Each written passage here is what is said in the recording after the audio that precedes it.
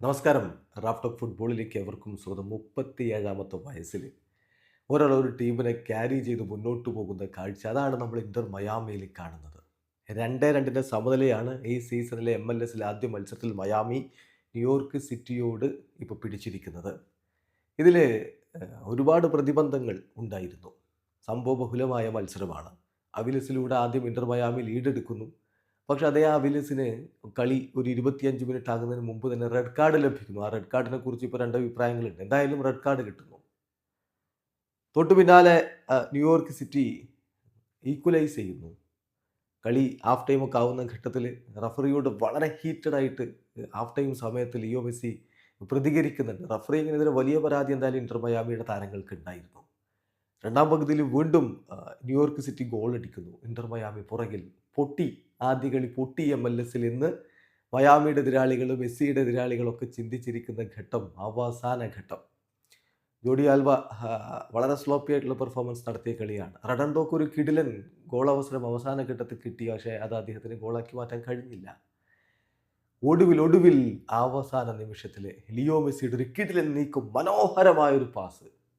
ആ ഡിഫൻഡേഴ്സിന് ഇടയിലൂടെ ഇങ്ങനെ ബോളുമായിട്ട് പോയിട്ട് അതങ്ങ് നീട്ടിക്കൊടുക്കുകയാണ്. സെഗോവിയ കൃത്യമായിട്ട് അത് ഫിനിഷ് ചെയ്തു. 2-2 സമനില. അതിനിടയ്ക്ക് ഒരു ഹാൻഡ് ബോളൊക്കെ ഉണ്ടായിരുന്നു. റഫറി കണ്ടില്ല എന്ന് പറയുകയാണ്. അതായത് മയാമിക്ക് അനുകൂലമായി ലഭിക്കേണ്ടത്. അപ്പോൾ റഫറിങ് തീർച്ചയായിട്ടും ഈ കളിയിൽ മയാമിക്കെതിരെ സംഭവിച്ചിട്ടുണ്ട്.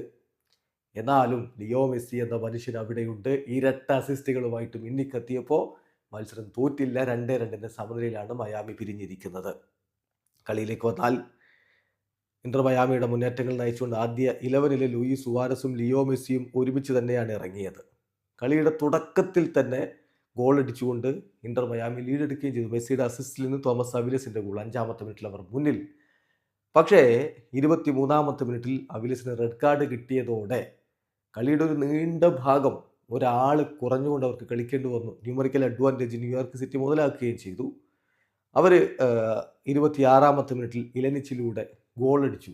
അത് വളരെ ഇൻട്രസ്റ്റിംഗ് ആയിട്ടുള്ളൊരു ഗോളായിരുന്നു. ആ ഒരു ഫ്രീ കിക്ക് എടുത്ത രീതിയും അതിനെ തുടർന്ന് വന്ന ഗോളുമൊക്കെ.